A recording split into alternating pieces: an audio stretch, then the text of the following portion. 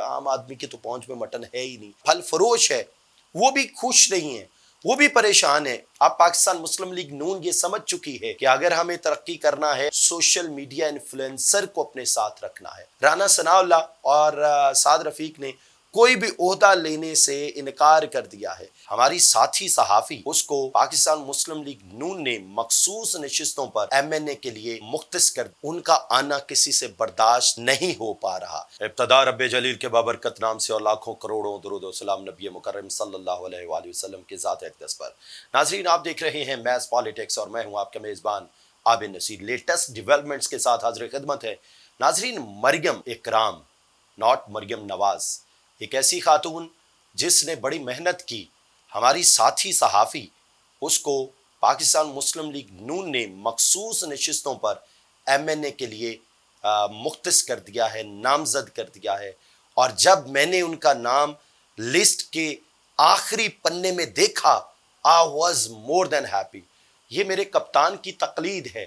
اب پاکستان مسلم لیگ نون یہ سمجھ چکی ہے کہ اگر ہمیں ترقی کرنا ہے, اگر ہمیں نوجوانوں کو انٹیکٹ رکھنا ہے تو ہمیں سوشل میڈیا انفلوئنسر کو اپنے ساتھ رکھنا ہے. لیکن پاکستان مسلم لیگ نون میں بڑی بےتابی ہے. اس کے ساتھ ساتھ ہم آپ کو بتائیں گے کہ آصفہ بھٹو کو خاتون اول کا درجہ دے دیا گیا ہے صدر آصف علی زرداری کی جانب سے, اور نئی وفاقی کابینہ نے حلف اٹھا لیا ہے. کس کو کون سا قلمدان ملا یہ بھی آپ سے ڈسکس کریں گے. رانا ثناء اللہ سعد رفیق کوئی عہدہ کیوں نہیں لینا چاہتے یہ بھی آپ کو بتائیں گے. اور پھر صحافی کیس میں چیف جسٹس کے بڑے سخت ریمارکس آئے ہیں یہ بھی آپ سے ڈسکس کریں گے. آپ سے گزارش ہے آپ اگر اس چینل پر پہلی دفعہ وزٹ کر رہے ہیں تو یقین دلاتے ہیں کہ بہت زبردست مصدقہ خبریں, وہ خبریں جن سے آپ کی پولیٹیکل سینس بڑھے گی, آپ کو ملنے والی ہیں میس پالیٹکس کے اس چینل میں. چینل کو سبسکرائب کریں, گھنٹی کے بٹن کو دبا دیجئے, اور اگر آپ کو لگے بہت تحقیقاتی ویلاگ ہے تو پھر آپ نے اپنے چاہنے والوں کے ساتھ شیئر بھی کرنا ہے. شروع کرتے ہیں مریم اکرام سے. مریم اکرام ایک ایسی نوجوان صحافی ہیں جنہوں نے پچھلے 5-7 سالوں میں بہت محنت کی ہے, اور جتنا پاکستان مسلم لیگ نون کو انہوں نے سپورٹ کیا ہے کسی اور یہ جو بہت سینئر کھلاڑی ہیں پاکستان مسلم لیگ نون میں, خاص طور پہ وہ خواتین جو ان کے خلاف 3 خواتین کے نام پرائم منسٹر ہاؤس میں پہنچ چکے ہیں, یہ مصدقہ خبر ہے, اور ان کی انکوائری بھی شروع ہو چکی ہے کہ آپ اس نوجوان نامزد ایم این اے کے خلاف یہ تحریک کیوں چلا رہے ہیں. اچھا ایک چیز بری ہوئی, کپتان کو تقلید کی گئی کپتان کی, بٹ کپتان کی طرح کی بریگیڈ تیار کی گئی مریم اکرام کے خلاف. جس طرح مائزہ حمید نے ایک شعر پوسٹ کیا, جو منزلوں پہ ملے تم انہی کے ہو کے رہ گئے ہو, تمہارے ساتھ جو تھکتے رہے کہاں جائیں. اب یہ ٹویٹر پہ انہوں نے پوسٹ کیا, دکھ کوئی اور تھا یا یہ دکھ تھا یہ تو وقت بتائے گا, لیکن یہ وہ خاتون ہیں جو نوازی جاتی رہی ہیں. اور مریم اکرام کا ایک ایسی فیملی سے جو بالکل لوور مڈل کلاس سے تعلق رکھتی ہیں, جنہوں نے کام کر کے اپنا نام بنایا, ان کا آنا کسی سے برداشت نہیں ہو پا رہا. لیکن یہ ایک اچھی روایت ہے. اگر آپ میری رائے پوچھیں تو میں سلیوٹ پیش کروں گا پاکستان مسلم لیگ نون کے اس اقدام کو کہ انہوں نے ایک لوور مڈل کلاس سے ریزرو سیٹ پہ ایک ایم این اے کو نامزد کیا. That is more than fabulous. اور میں آپ کو یقین دلاتا ہوں کہ جس طرح مریم اکرام ریپرزنٹ کر سکتی ہیں, شاید یہ جو باقی سینئر جو سو کالڈ سینئر خواتین مانی جاتی ہیں وہ اس طرح پاکستان مسلم لیگ نون کو ریپرزنٹ نہیں کر سکتی. نمبر 2, عام آدمی کے مسئلے کو, عام آدمی جب بازار میں سیب لینے جاتا ہے, بازار میں کنو لینے جاتا ہے, چکن لینے جاتا ہے, مٹن لینے عام آدمی کی تو پہنچ میں مٹن ہے ہی نہیں, چکن لینے جاتا ہے یا پھر اور کوئی اشیاء خور و نوش میں سے کوئی چیز خریدنے جاتا ہے, اس کی فیلنگز کیا ہوتی ہیں, اس کے جذبات کیا ہوتے ہیں, وہ کیسے مر رہا ہوتا ہے, وہ چیزیں یہ مریم اکرام بتائے گی. آپ کے لیے بیسٹ وشز.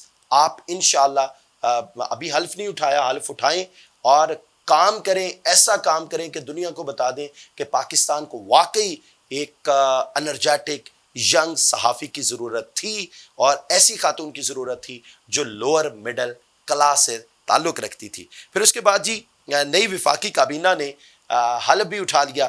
خواجہ آصف دفاع، علیم خان نجکاری، احسن اقبال منصوبہ بندی، جام کمال تجارت، رانا تنویر صنعت، مصدق ملک توانائی و پٹرولیم، اعظم تارڑ قانون و مذہبی امور، خالد صدیقی آئی ٹی کے وزیر ہوں گے، کیسر شیخ میری ٹائم افیئرز، ریاض پیر زادہ ہاؤسنگ، احد چیمہ اقتصادی امور اور اسٹیبلشمنٹ، اویس لغاری ریلوے، سالک سمندر پار پاکستانیز اور انسانی وسائل، امیر مقام سیفران کی وزارتیں سنبھالیں گے۔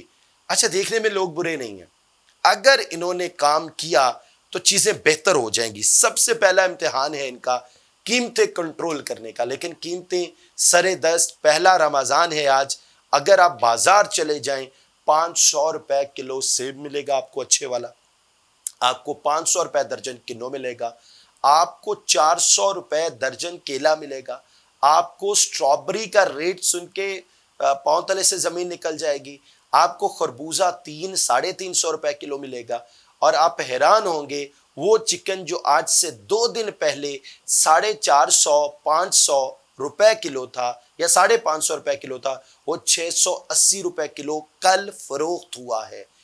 اب ان چیزوں کو کنٹرول کرنا صوبوں کے ساتھ مل کے کتنا یہ اہم ہوگا، کتنا کارگر ثابت ہوگا، یہ وقت بتائے گا، لیکن اس وقت کی اہم ضرورت ہے کہ عام آدمی کے لیے یہ وفاقی کابینہ کام کرے، اور جو صوبائی کابینہ پنجاب کی ہے وہ بھی کوشش کرے کہ جگہ جگہ پہ پوچھا جائے کہ آپ 500 روپے کلو سیب کیوں دے رہے ہیں۔ پھل فروش ہے وہ بھی خوش نہیں ہیں، وہ بھی پریشان ہیں۔ وہ کل میں جب پھل خرید رہا تھا، میں نے ان سے پوچھا کہ آپ اتنا مہنگا پھل بیچ کے کافی ہیپی ہوں گے؟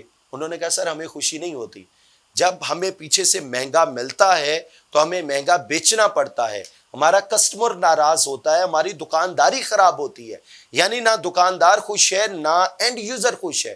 تو یہ پرائس کنٹرول آپ نے کرنا ہے، حکومتوں کی ذمہ داری ہے۔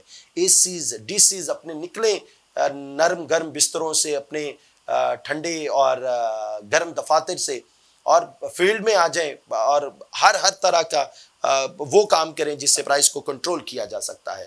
اور پھر اگلی خبر بڑی زبردست ہے، رانا ثناء اللہ اور سعد رفیق نے کوئی بھی عہدہ لینے سے انکار کر دیا ہے۔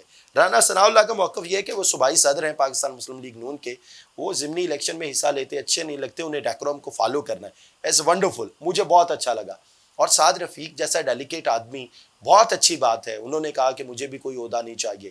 اگر یہ روایات پنپنے لگی نا سیاست میں، ہماری سیاست میچور ہو جائے گی۔ ایٹ دا مومنٹ ہماری سیاست میں میچورٹی نہیں ہے، ایک دوسرے کا گریبان پکڑنا، ایک دوسرے کو زدوکوب کرنا، ایک دوسرے کے لیے غلیظ زبان استعمال کرنا، یہ روایات ختم ہونی چاہیے، یہ سلسلہ ختم ہونا چاہیے، اور ایک ڈیلیکیسی ہونی چاہیے، اپنائیت ہونی چاہیے، ایک دوسرے کو برداشت کیا جانا چاہیے۔ اور ایک بہت اہم چیز جو کل ہوئی صحافی کیس میں، جرم کی ریکارڈنگ کے باوجود آئی جی اسلام آباد ملزموں کا سراغ نہیں لگا سکے، ہٹا دینا چاہیے۔ بہت بڑے ریمارکس ہیں، رویے سے لگتا ہے سہولت کاری کر رہے ہیں۔ کسی جج نے شکایت کی، نہ رجسٹرار نے۔ ایف آئی اے نے ججز کا نام لے کر صحافیوں کو نوٹس دیے، ہمارا کندھا استعمال کر کے کام اپنا نکال رہے۔ یہ اچھی ڈانٹ پڑ گئی ہے۔ جو بھی ادارہ کام کر رہا ہے وہ کسی دوسرے ادارے کا نام استعمال کر کے صحافیوں کو بدنام نہ کرے۔ ہاں، وہ صحافی جو غلط رپورٹنگ کرتے ہیں، جو جھوٹی خبریں پھیلاتے ہیں، ان کو نوٹس جانے چاہیے، ان کو پتہ چلنا چاہیے کہ یہ پاکستان ہے، یہاں کچھ بھی نہیں چلے گا۔ جو کپتان کی اندھی تقلید میں لگے ہوئے ہیں ان کو بھی پکڑنا چاہیے، جو پاکستان مسلم لیگ نون کی اندھی تقلید میں لگے ہوئے ہیں ان کو بھی پکڑنا چاہیے۔ اور پھر ریمارکس تھے کہ ایک کمشنر نے کہا چیف جسٹس نے الیکشن میں گڑبڑ کی، تمام ٹی وی چینلز نے بیان بغیر تصدیق چلا دیا۔ صحافی کیس میں پھر کہا کہ پریس کو ہراساں کرنا ناقابل برداشت ہے۔ This is what journalist community want to listen. Journalist community اس وقت انتہائی غیر محفوظ ہے، لیکن وہ جرنلسٹ جو بلا وجہ تذبذب، بے چینی، اس طرح پھیلاتے ہیں، ان کے بالکل ہمیں خلاف ہونا چاہیے، کارروائی بھی ہونی چاہیے، ان سے پوچھا بھی جانا چاہیے۔ اور مزید خبروں کے لیے آپ ہمارا چینل دیکھتے رہیے۔ آج کے لیے اتنا ہی، نئے ویلاگ کے ساتھ کل حاضر ہوں گے۔ دعا ہے اللہ تعالیٰ آپ کو اور آپ کے اہل خانہ کو اپنے حفظ و امان میں رکھے۔ اجازت دیجیے، اللہ حافظ۔